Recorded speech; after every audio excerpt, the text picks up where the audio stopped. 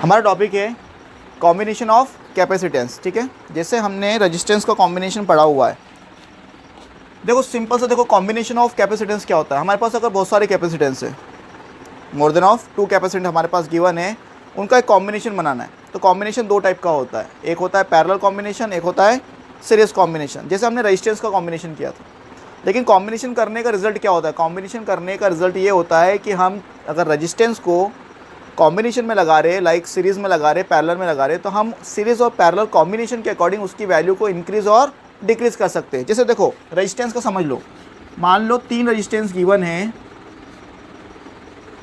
R1, R2 and R3। इसको आपने series combination में लगा दिया। किस कॉम्बिनेशन में लगाया? सीरीज़ कॉम्बिनेशन में लगा दिया था। तो इसका रिजल्ट होता है सीरीज़ कॉम्बिनेशन का R1 plus R2 plus R3, that is result in resistance R1 plus R2 plus R3।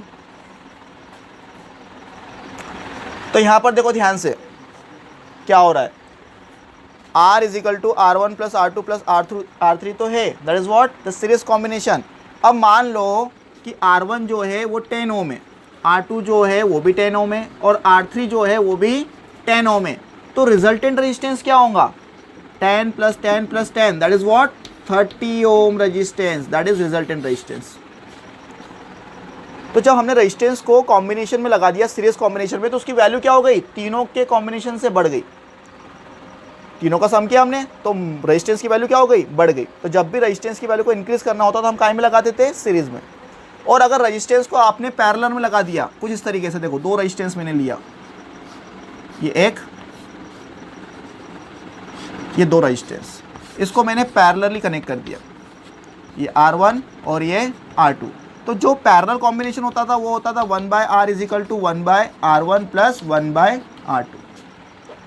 तो यहाँ पर एक चीज़ याद रखना कि मान लो R1 जो है वो 10 ओम है और R2 जो है वो 5 ओम है, तो जो रिजल्टेंट रेजिस्टेंस आएगा आपके पास सॉल्व करने पे, R1 R2 वैल्यू रखने पे, वो 5 से भी कम होगा। इसका मतलब पैरेलल कॉम्बिनेशन में क्या हो रहा है? रेजिस्टेंस की वैल्यू डिक्रीज हो रही है। कितनी डिक्रीज हो रही है? जो सबसे कम वाला रेजिस्टेंस है उससे भी डिक्रीज ज़्यादा कम हो रही है। भाई जो सबसे छोटा रेजिस्टेंस वैल्यू है 5 ओम, उससे भी कम वैल्यू मिलेंगी, जबकि यहाँ पर सीरीज में जो सबसे बड़ा होगा उससे भी ज़्यादा मिलेगी। मान लो यहाँ पे 40 होता तो 40 प्लस 10 50, 50 प्लस 10 60 मिलती।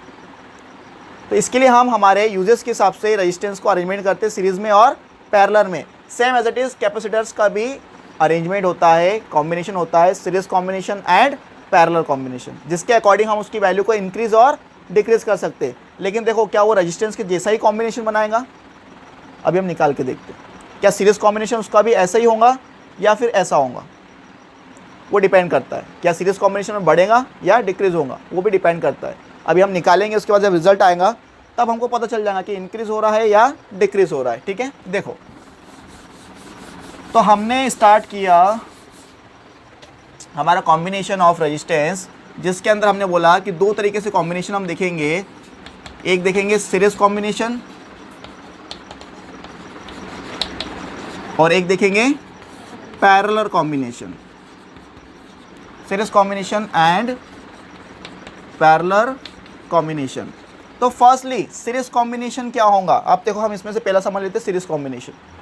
तो सीरीज कॉम्बिनेशन के ऊपर हम फोकस करते हैं कि सीरीज कॉम्बिनेशन ऑफ रेजिस्टेंस क्या होगा, कैपेसिटेंस क्या होगा। Series combination of capacitance. Suppose करो आपके पास 3 कैपेसिटेंस गिवन है, C1, C2 एंड C3। कितने कैपेसिटेंस गिवन है? 3 कैपेसिटेंस गिवन है, C1, C2 एंड C3। आपने बोला कि फर्स्ट कैपेसिटेंस, ये फर्स्ट कैपेसिटेंस जिसके पास पॉजिटिव चार्जेस है, हमने कौन से चार्जेस दिए? प्लस Q चार्जेस दिए। एक प्लेट पे पॉजिटिव आ गए, दूसरी प्लेट इसके पास में रखी थी, ग्राउंडेड है, उसके पास कौन से होंगे? Negative charges. 1 2 3 4, 1 2 3 and 4, equal number of charges opposite face पे आ जाएंगे इंडक्शन से।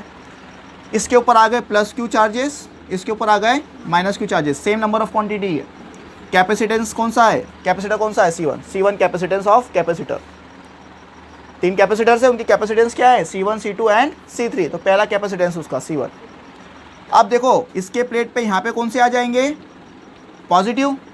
तो मैंने क्या किया, इसको कनेक्ट कर दिया दूसरे कैपेसिटेंस से। ये पॉजिटिव कहाँ चले गए? यहाँ पर। भाई नेगेटिव थे तो उसके सरफेस पे कौन भी आएंगे, इधर पॉजिटिव आएंगे, पॉजिटिव को मैंने इधर ट्रांसफर कर दिया, ये पॉजिटिव, तो इक्वल नंबर की क्वांटिटी में क्या आ जाएंगे यहाँ पर नेगेटिव, तो ये भी क्या हो गए प्लस क्यू, उतने ही हैं, 4 थे तो यहाँ पे भी 4 और यहाँ पर भी माइनस क्यू, ये C2 कैपेसिटेंस। फिर इसके यहाँ पे सरफेस पे कौन से आ जाएंगे पॉजिटिव, इस पॉजिटिव को मैंने दूसरे कैपेसिटेंस से लगा दिया,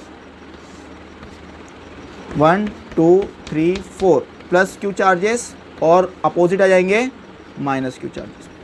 फिर इसके सरफेस पे इधर जो पॉजिटिव आएंगे उसको मैंने ग्राउंडेड कर दिया। बात समझ में आ गई?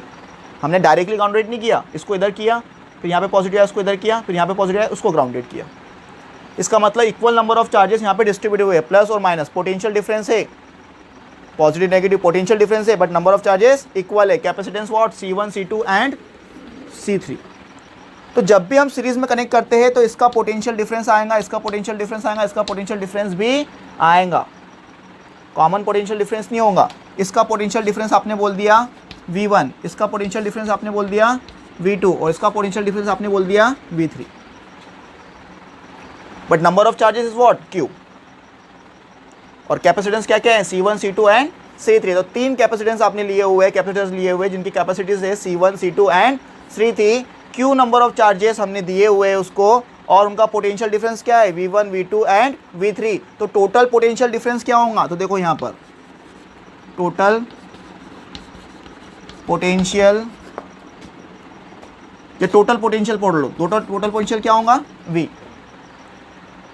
भाई V1 पोटेंशियल डिफरेंस है, V2 पोटेंशियल डिफरेंस है और V3 पोटेंशियल डिफरेंस है, तो टोटल पोटेंशियल क्या होगा V is what V1 plus V2 plus V3, that is first. Total potential क्या होगा V is equal to V1 plus V2 plus V3। ठीक है, चलो हमको पता चल गया V1 V2 V3 3 पोटेंशियल है।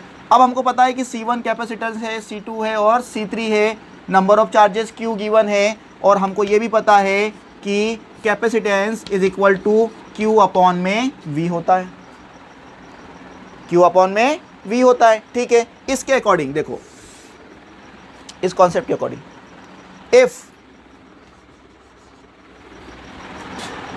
इस कॉन्सेप्ट के according if C is what, capacitance of capacitor, if C1 capacitance comma Q amount of charge, that is what, Q amount of charge। देखो C1 capacitance, Q amount of charge, फिर से सुन लो, C1 capacitance, Q amount of charge and potential difference is what V1 and potential difference is what V1। so इस फॉर्मूले के इसके according C is equal to Q upon V के according C1 is equal to Q upon में V1। और इसी से देखो V क्या हो जाएगा, Q अपॉन में C, Q अपॉन में C। तो यहाँ पे V1 क्या हो जाएगा, V1 is equal to Q upon में C1। वैसे ही दूसरे कैपेसिटेंस के लिए C2 Q और V2, तो दूसरे के लिए क्या हो जाएगा, सेकेंड के लिए हो जाएगा V2 is equal to Q upon में C2। और थर्ड कैपेसिटेंस के लिए क्या हो जाएगा, V3 is equal to Q upon में C3। ये बात समझ में आ गई? क्योंकि हमको पता है नंबर ऑफ चार्जेस कितने गिवन है, Q गिवन है, उनका ही डिस्ट्रीब्यूशन हुआ है, Q1 प्लस है Q Q Q Q Q, same amount of charges है, अमाउंट ऑफ चार्जेस सेम है, बस पॉजिटिव नेगेटिव क्या चेंज हो रहा है, पोटेंशियल चेंज हो रहा है। हमने V1 V2 V3 कर दिया है, तो तीनों में हमको पोटेंशियल क्या मिला, V1 is equal to Q upon C1, V2 is equal to Q upon C2 second के लिए, और V3 is equal to Q upon C3। अब हमको पता है V इज इक्वल टू क्या होता है, V1 plus V2 plus V3। तो from equation first V is equal to V1 plus V2 plus V3, और V कितना है हमारे पास, Q अपॉन C। तो मैंने रख दिया V is equal to what, Q upon में C। V1 कितना है हमारे पास, Q अपॉन में C1। V2 कितना है हमारे पास, Q अपॉन में C2 और Q अपॉन में C3। तीनों में से क्या कॉमन निकलेगा, Q, और इधर भी Q है, Q से Q कैंसल, तो हमारे पास बचेगा क्या, 1 upon C is equal to 1 upon C1, 1 upon C2 plus 1 upon C3। That is what, that is the series combination of capacitance. और रेजिस्टेंस का सीरीज कॉम्बिनेशन क्या होता है, R is equal to R1 plus R2 plus R3, और इसका क्या हो गया 1/C is equal to C1 1/C1 plus 1/C2 plus 1/C2। इसका मतलब ये है कि जो पैरेलल कॉम्बिनेशन होता है ना रेजिस्टेंस का, वो इसका सीरीज कॉम्बिनेशन होता है। इसके अंदर अगर आपने कैपेसिटेंस को सीरीज में लगाया हुआ है तो कैपेसिटी डिक्रीज कर सकते हो। क्या यूज़ कर सकते हो, कैपेसिटी को डिक्रीज करने के लिए आप उसका सीरीज कॉम्बिनेशन बना सकते हो। अपन एक्सपेरिमेंट करेंगे अभी इसके ऊपर वैल्यू रख के, न्यूमेरिकल करेंगे कि C1 की वैल्यू ले लो, C2 की वैल्यू ले लो और C3 की वैल्यू रख लो। तो जो भी आप वैल्यू लोगे, मान लो 10 लिया है, 20 लिया है, 30 लिया है, तो सबसे छोटी कौन सी है 10, तो रिजल्ट जो आएगा ना वो 10 से भी छोटा आएगा। तो कैपेसिटी क्या हो गई, डिक्रीज हो गई। किस कॉम्बिनेशन से, पैरेलल कॉम्बिनेशन, सीरीज कॉम्बिनेशन। किस कॉम्बिनेशन से, सीरीज कॉम्बिनेशन। आ गई बात समझ में। So that is what, that is the series combination of capacitance. ठीक है, चलो।